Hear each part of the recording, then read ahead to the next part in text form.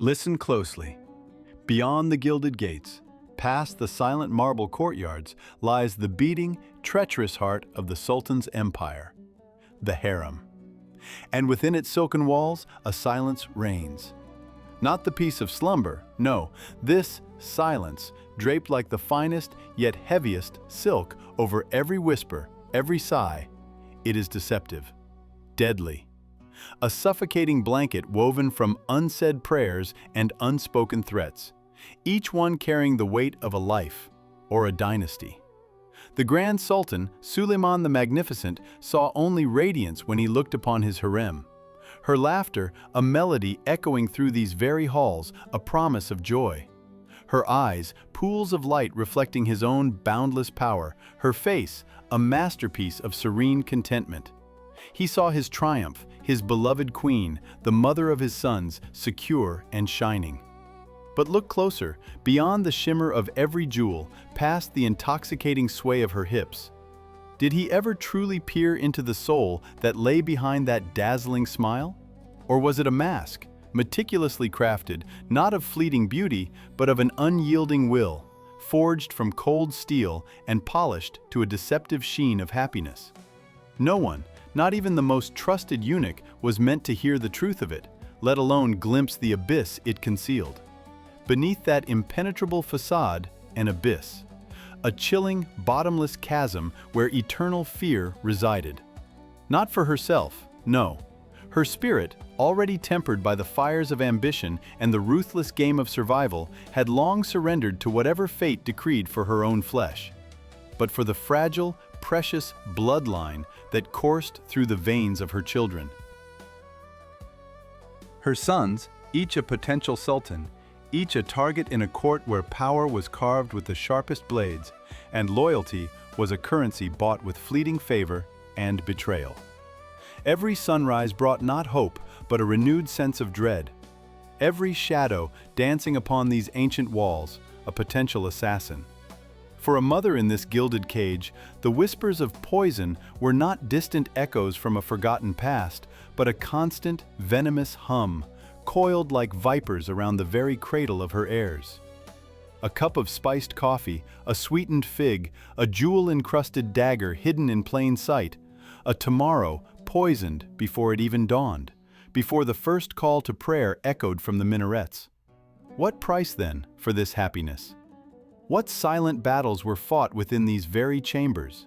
What desperate, unheard prayers were offered in the dead of night, when the world outside saw only a queen's triumph, a woman blessed by fate?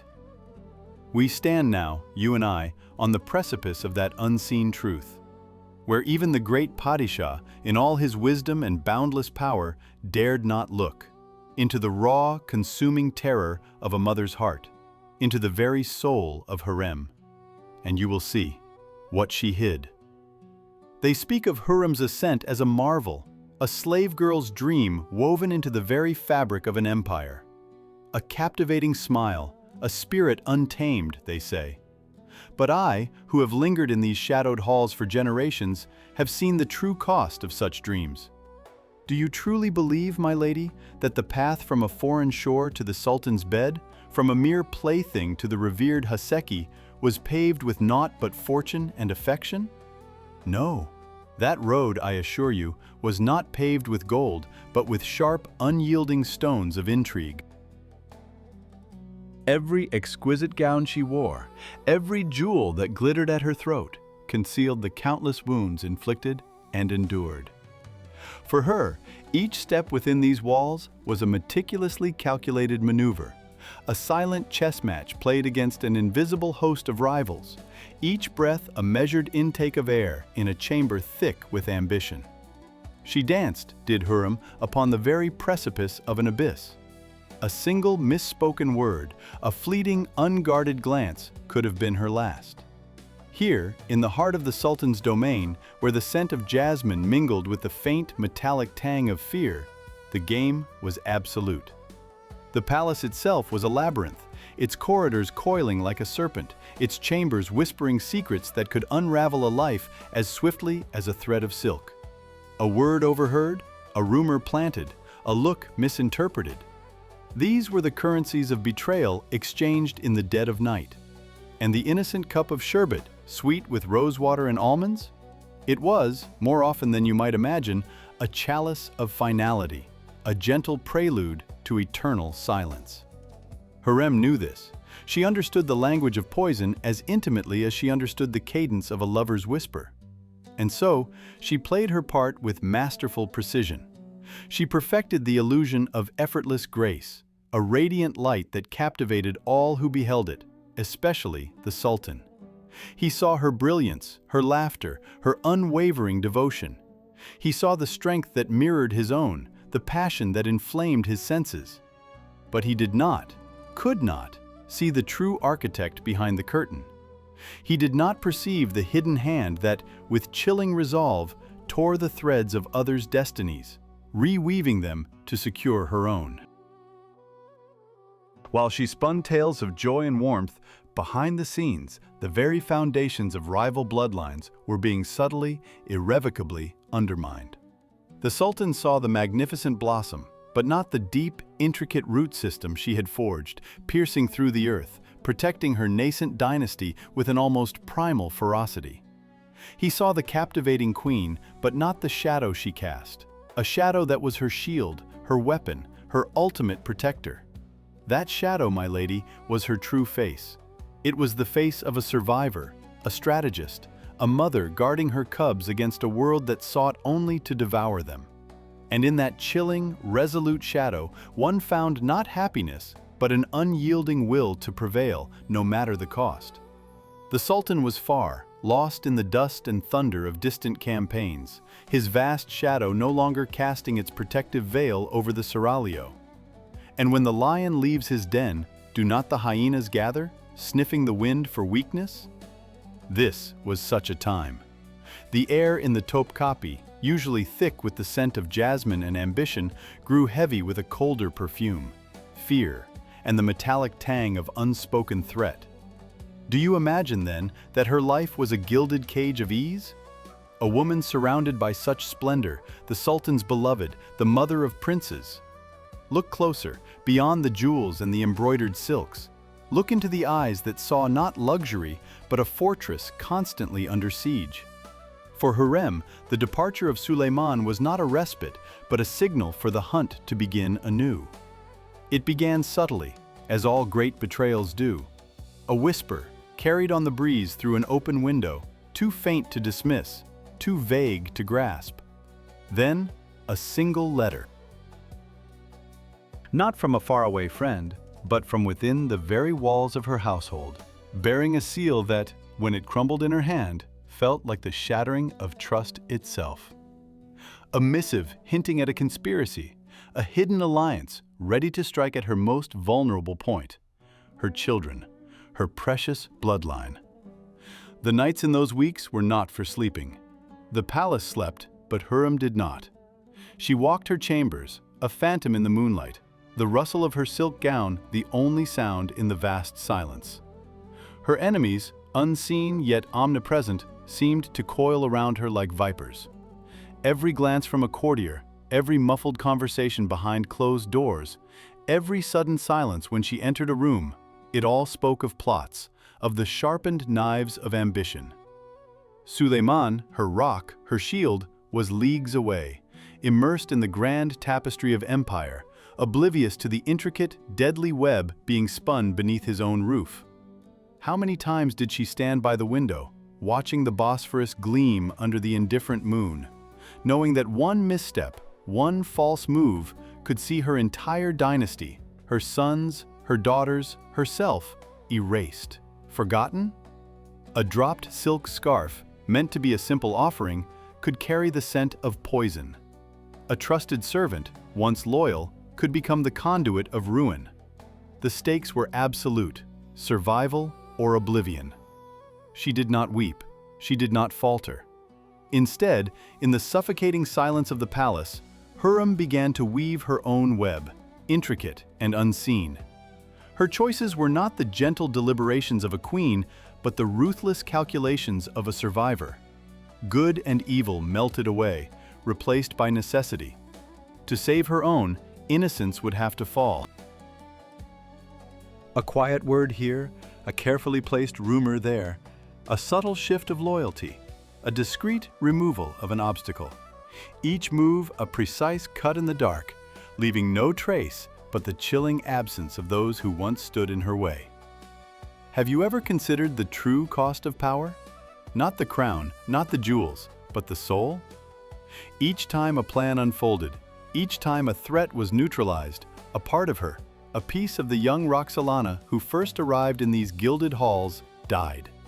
It was buried deep, beneath layers of strategic ruthlessness, beneath the unyielding facade she presented to the world.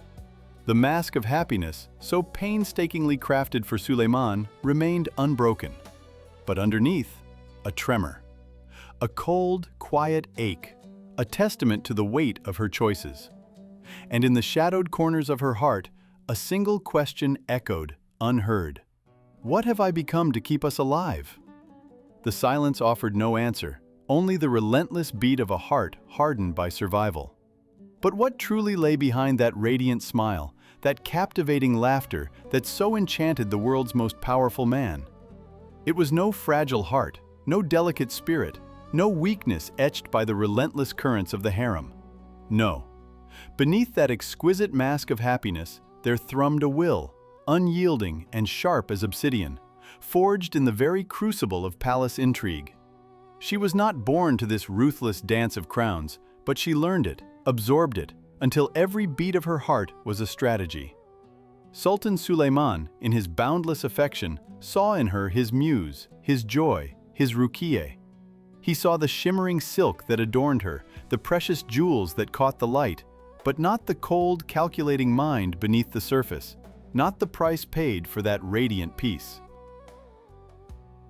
He could not, would not, perceive the long, silent vigils she kept, the nights steeped in the scent of jasmine and the chill of impending betrayal. He knew nothing of the desperate, icy calculations she performed, weighing lives, futures, dynasties, like pawns on a grand, unforgiving board. He knew not how deep she plunged into the shadows, into the very poisoned heart of the court, to ensure his world remained bathed in the golden light of their shared love. Every secret whispered, every alliance brokered, every enemy neutralized with the quiet precision of a blade in the dark. These were her sacrifices, for him, for their children. They called her witch and angel, a temptress, a sorceress who bound the Sultan with unseen chains. But strip away the myth, the whispers, and you would find a survivor, honed by hardship, driven by an instinct more primal than any decree. She protected her bloodline, her lineage, her fragile dynasty with the ferocious intensity of a lioness guarding her cubs. Her roar was silent, her claws hidden, but her resolve was absolute. This was not the melodrama of a woman, but the raw, unadulterated power of a queen, securing her very existence, one calculated breath at a time. This was the unseen will that held the empire and her family together, in a silence that spoke volumes of her strength. He saw only light, did he not? A sun, born anew each day within these gilded walls, its warmth meant solely for him. The Sultan, whose gaze could command oceans and humble kings, was utterly blind to the true nature of her radiance. We, who watched from the cool embrace of these pillars, our own faces etched with the secrets of centuries, knew better. Her brilliance, my ladies, was no mere gift from the heavens, but a fire, a fearsome, consuming inferno, forged in a crucible of desperate fear and boundless ambition. It devoured her, yes, but in doing so, it purified her, stripping away all but the raw, unyielding will to remain, to endure. Think of the nights, as the silk whispered secrets of betrayal against her very skin, a phantom hand always ready to strike. The subtle, metallic taste of potential poison in every sweetened morsel, each sip a gamble, each breath a victory. The constant, chilling awareness of the bloodline she had to secure, against all odds, against all comers, against the ancient, jealous spirits of this formidable court. This radiant mask of happiness, so flawless, so utterly convincing, was her ultimate armor. A masterpiece of deception, woven thread by agonizing thread, worn so long it became indistinguishable from her very flesh, her very soul. Even as the final curtain drew near, when the chill of death began its slow, inevitable ascent from her feet to her heart, a thief in the night, that smile, it held, unwavering, unbroken, a final defiant testament to a will forged in steel, not mere flesh and blood. Like the dynasty itself, enduring through storm and fire, she presented an image of unassailable strength, a fortress against the tides of time. And in the profound, crushing silence that now settles heavy upon these ancient stones, where her indelible shadow still dances in the flickering lamplight, you can almost hear her whisper, a lesson carved not in stone, but in the very fabric of power, echoed through these hallowed halls. Not the strongest endures, but she who is willing to pay any price. This was her ultimate legacy. Her chilling testament to a world where grace was a sharpened weapon and vulnerability a swift, brutal death sentence. And in its cold, enduring shadow, for all the empires she helped forge, for all the glory she brought, it remained her eternal curse. For what price, truly, does one pay for such an eternal mask, one that consumes the very wearer?